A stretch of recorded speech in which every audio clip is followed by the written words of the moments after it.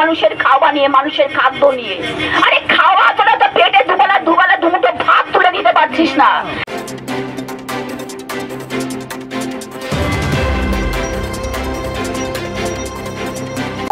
আমাদের জীবনের এজেন্ডা কি হবে এটাই আসল।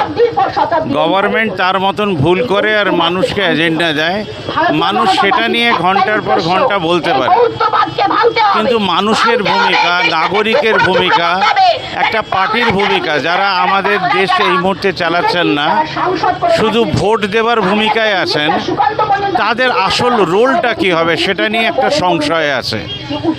একটা প্রাইম মিনিস্টার বা বিজেপি মিনিস্টার একটা স্টেটমেন্ট দেয়, সেটাকে নিয়ে প্রচুর মিটিং মিছিল হয়ে যায়, কিন্তু আমরা আসল কাজটা কি করব? একজনের গলায় দেখলাম শিশু পাচার আটকানোর জন্য কাজ করতে হবে। তো শিশু পাচার আটকানোর জন্য মানুষের কি ভূমিকা হবে সেটাও তো ইম্পর্টেন্ট জানা। চেষ্টা করব জেনে নেওয়ার। হাওড়া স্টেশনে রয়েছি, বুঝতেই পারছেন যে প্রতিবাদ পুরো দেশ জুড়েই চলছে। পাশে প্রাক্তন বিধায়ক ডলিদি রয়েছেন। ডলিদি, আমাদের দেশ তো গরিব দেশ, অনেক কিছুই আমাদের দেশে তুলে ধরারও আছে আর সমস্যার সমাধানেরও কথা আছে। বিজেপিকে দেখেছি ওরা পরপর অনেকগুলো স্টেটমেন্ট, আজে বাজে স্টেটমেন্ট করে, যেটা নিয়ে ভারতবর্ষ উত্তাল থাকে, কিন্তু আপনাদের কখনো মনে হয়েছে, যেমন দেখলাম নারী ও শিশু পাচার বন্ধ করো, এইটা নিয়ে আপনাদের কোনো ভূমিকা কি হতে পারে? কারণ পুলিশও দেখছি সচেতন করার চেষ্টা করছে। শুধু সচেতন হয়ে তো লাভ নেই, কোনো অ্যাকশন নেওয়ার কথা কি ভাবছেন গ্রামে গঞ্জে, যেখানে পুলিশের ভূমিকা অনেক কম, পুলিশও হয়তো অনেক কম? শহর অঞ্চলে যত পুলিশ দেখি তত তো গ্রাম অঞ্চলে নেই, সেটাকে নিয়ে কিছু ভাবছেন? দেখুন, ভাবছি, হচ্ছে তো। আমরা বলে আমাদের দাবিগুলোর মধ্যে আমি দেখলাম, হ্যাঁ, দেখেছেন আপনি, আমরা শিশু নারী গত এক সপ্তাহ আগে জলপাইগুড়ি এনজিপি স্টেশন থেকে 56 জন মেয়েকে উদ্ধার করা হয়েছে। তারা পাচার হয়ে যাচ্ছিল। এরকম প্রতিনিয়ত, বিশেষ করে সংখ্যা তথ্যটা বলে যে করোনার পরে প্রচুর মহিলা এবং শিশুরা পাচার হয়ে যাচ্ছে আমাদের রাজ্য থেকে। তার সঙ্গে অভয়ের 1 বছর হতে চলল। অভয়ের 1 বছর। আমরা এই সব দাবিগুলো নিয়েই আজকে প্রতিবাদটা সভাটা করছি। আমরা একটা উদাহরণ দিতে পারি, ইচ্ছা করলে, যদি প্রশাসন ইচ্ছা করে অনেক কিছুই রোধ করতে পারে। আপনি বলছেন পুলিশের সংখ্যা কম, হ্যাঁ, আমাদের রাজ্যে সহ সমস্ত দেশেই যা আমাদের ভ্যাকেন্সি আছে সরকারি বিভিন্ন দপ্তরে, তার রিক্রুটমেন্ট হচ্ছে না। পাশাপাশি যেটুকু আছে তা দিয়েও অনেক কিছু করা যায়। আমি আপনাকে বলি যে আপনি একটা ছেলেকে সাইকেলে করে চোলাই মদের প্যাকেট দিয়ে মদ বিক্রি করতে পাঠান গ্রামের রাস্তায়, আপনি দেখবেন কয়েক ঘন্টার মধ্যে পুলিশ এসে তাকে ঠিক তুলে নিয়ে গিয়ে বলবে যে এই তুই আমাকে ভাগ দিসনি, তুই মদ বিক্রি করছিস। এই কথা ঠিক কয়েক ঘন্টার মধ্যে সেই ছেলেটি অ্যারেস্ট হয়ে যাবে। আর আমাদের রাজ্যে এত শিশু পাচার, এত নারী পাচার, এত ধর্ষণ, এত খুন, এত দুর্নীতি, এত তোলাবাজি, পুলিশ কিছুই দেখতে পাচ্ছে না। এত চুরি চামারি অন্যায় পুলিশ দেখতে পাচ্ছে না। এটা মানা যায় না। আমি আবার বলবো, মায়েরা যদি শিশু হারায়, তারা কোল হারা হন, পুলিশ হয় না, সিএমও হন না। আজকে নাগরিকের ভূমিকা কি শুধু কমপ্লেন করার থাকবে? নাগরিকের ভূমিকা কমপ্লেন করার পাশাপাশি রাস্তায় নেমে প্রতিবাদ করা, যেটা আমরা বামপন্থী মহিলা সংগঠন শুধু নয়, বামপন্থী বিভিন্ন বিরোধী দলগুলো আমরা রাস্তায় নেমে প্রতিবাদ করি যে কোনো ইস্যুতে। আপনি দেখেছেন রাজ্যের যে কোনো জায়গায়, কোনো একটা রাজ্যে কোনো একটা মহিলা যদি নির্যাতিত হয়, আমরা সেখানে শুধু মহিলা কেন, মহিলা, পুরুষ, শিশু, নারী, যেখানে নির্যাতিত হয় আমরা কিন্তু রাস্তায় নেমে তার প্রতিবাদ করি, আমরা তার পাশে দৌড়ে যাই সেখানে। কিন্তু আপনি দেখেছেন যে সাধারণ মানুষরা, আমরা এখনও সাধারণ মানুষদের সেইভাবে নামাতে পারছি না, কিন্তু গণ আন্দোলন যদি তৈরি হয়, যদি সাধারণ মানুষ প্রতিবাদে সামিল না হয়, তাহলে যা হওয়ার তাই হচ্ছে। আমাদের রাজ্যে একের পর এক অন্যায় ঘটে যাচ্ছে, আমাদের রাজ্য শুধু কেন দেশেও, কিন্তু সাধারণ মানুষকে আমরা সেইভাবে ইনভলভ করতে পারছি না এখনো পর্যন্ত প্রতিবাদে। মানুষ প্রতিবাদ করছে, রাস্তাঘাটে, চায়ের দোকানে প্রতিবাদ করছে, মৃদু প্রতিবাদ করছে, কিন্তু জোরালো যে প্রতিবাদটা করা দরকার এবং যেখানে করা দরকার সেই জায়গাটা এখনও আমরা করতে পারছি না। বিভিন্ন চ্যানেল বিভিন্ন কথা বলে, আমরা সমাধানেরও কথা বলি।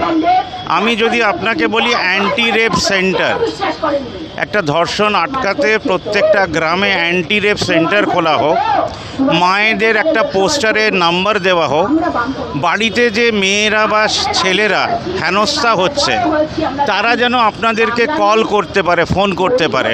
কোনো ধর্ষণ একদিনে ঘটে না। কামদুনির যদি ঘটনা জানেন, প্রায় 6 মাস লেগেছে, তারা রাস্তায় বসে মদ খেয়েছে, ওইখানকার মানুষদেরকে পীড়িত করেছে, তারপরে ঘটনাটা ঘটেছে। অ্যান্টি রেপ সেন্টার খোলার ভাবনা চিন্তা কি আনতে পারা যায়? এটা গভর্নমেন্টকে ভাবতে হবে। শুধু তাই নয়, সচেতনতা, আপনি বলছেন সামাজিক, অনেকেই বলছে, গভর্নমেন্টের পক্ষে যারা আছে তারা বলছে এই রেপ ধর্ষণ এগুলো হচ্ছে সামাজিক ব্যাধি। আমি বলছি সামাজিক ব্যাধির সঙ্গে সঙ্গে প্রশাসনের তৎপরতাও অত্যন্ত নগণ্য। প্রশাসনের তৎপরতা যদি নগণ্য বলেই আমাদের দেশ পিছিয়ে আছে এবং গরিব। একদম একদম একদম আমাদের দেশ পিছিয়ে এ কারণেই, দেশের যে কাজগুলো, যে পরিষেবাগুলো মানুষের জন্য করা দরকার সেদিকে আমাদের গভর্নমেন্টগুলোর নজর নেই। গভর্নমেন্টের নজর, গভর্নমেন্ট যারা পরিচালনা করছে তাদের নজর হচ্ছে কোথা থেকে আমরা নিজেদের আখের গোছাবো, নিজেদের ব্যাংক ব্যালেন্স। একদম। এই রাজনীতিটা আজকে কোন জায়গায় চলে গেছে? না, সমাধানটা কি রাজনীতি হবে না? অবশ্যই রাজনীতির পথ ধরেই তো সমাধান করতে হবে, কিন্তু সেই সমাধানের পথটা যেভাবে এই গভর্নমেন্টগুলো চলছে এভাবে হয় না। গভর্নমেন্টকে নিরপেক্ষ থাকতে হবে। আপনি পুলিশ প্রশাসনের নিরপেক্ষতা আছে আজকে বলুন আমাদের রাজ্যে? সেটা নিয়ে কিছু বলে লাভ নেই। বলছি ভোটটাকে কিভাবে দেখছেন? ভোটটাকেও তো আমরা দেখছি এখন যেটা হয়ে গেছে 2011 সালের পর থেকে নির্বাচনগুলো প্রহসনে পরিণত হয়েছে। কারণ পঞ্চায়েত, একদম নিচের স্তরের পঞ্চায়েত হচ্ছে লোকাল গভর্নমেন্ট। সেই পঞ্চায়েতগুলো মানুষের দুঃখ যন্ত্রণা জ্বালা সমস্যা সমাধান করার জায়গা হচ্ছে পঞ্চায়েত, রাজ্য সরকারের ওপরে রাইটাস বা নবান্নে নয়। তো সেই জায়গাতে সেই পঞ্চায়েতগুলো আজকে দুর্নীতির আঁকড়া। আর এই দুর্নীতি করার জন্যে পঞ্চায়েত নির্বাচনে নিরঙ্কুশ পঞ্চায়েত দখল করার জন্যে, বিরোধী শূন্য পঞ্চায়েত দখল করার জন্যে আমাদের রাজ্যের এই সরকারের যে প্রচেষ্টা এবং এই তৃণমূল কংগ্রেস যেভাবে মানে বিরোধীহীন পঞ্চায়েত করার লক্ষ্যে ভোটের সময় প্রহসন, ভোট দিতে দিচ্ছে না। গত পঞ্চায়েতে আমি দেখলাম, মানে 2023-এর পঞ্চায়েতে, যেখানে আগের দিন রাত্রেই ছাপ্পা ভোট হয়ে গেল অধিকাংশ জায়গায়। আমি জানেন আমি 15 বছর জেলা পরিষদের সদস্য ছিলাম, 5 বছর বিধায়ক ছিলাম, 20 বছর প্রশাসনে থাকার ভোট করার অভিজ্ঞতায় কথা বলে আমি দেখলাম রাতের বেলাতেই রাতে অধিকাংশ বুথে ভোট হয়ে গেল, মানে ছাপ্পা ভোট হয়ে গেল। তাহলে যারা ভোট নিতে যাচ্ছে প্রশাসনের তাদেরও নিরপেক্ষতা নেই, আর যারা ভোট করাচ্ছে তাদের মধ্যেও কোনো নৈতিকতা নীতি নেই। আর যে কটা বুথে ওরা ছাপ্পা করতে পারছে না সেগুলোও কাউন্টিং করতে দিচ্ছে না, কাউন্টিং টেবিলে বিরোধীদের বসতে দিচ্ছে না, তাদেরকে বের করে দিয়ে তারা কাউন্টিংটাও নিজেদের মতো করে নিয়ে সার্টিফিকেট লিখিয়ে নিয়ে পঞ্চায়েত, নিরঙ্কুশ পঞ্চায়েত দখল। তাহলে কি আমি বলবো যে ভারতের মানবতা এবং আমাদের প্রতিবাদের সূর্য কি ডুবে গেছে, নাকি কোনো আশা দেখতে পাচ্ছেন? প্রতিবাদের সুর ডুবে গেছে কথা বলবো না, মানুষ ভুক্তভোগী।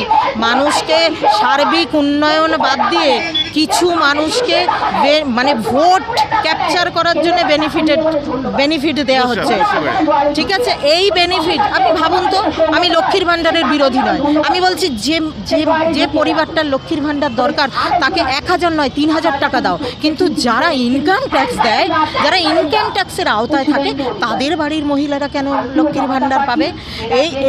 এই যে সুযোগ সুবিধাগুলো, আর্থিক সুযোগ সুবিধাগুলো দেয়া হচ্ছে, এই টাকাটা কিন্তু জনগণের টাকা, এই টাকাটা উন্নয়নের টাকা, এই টাকা কিন্তু আপনার আমার সবার প্রত্যেকের ট্যাক্সের টাকা।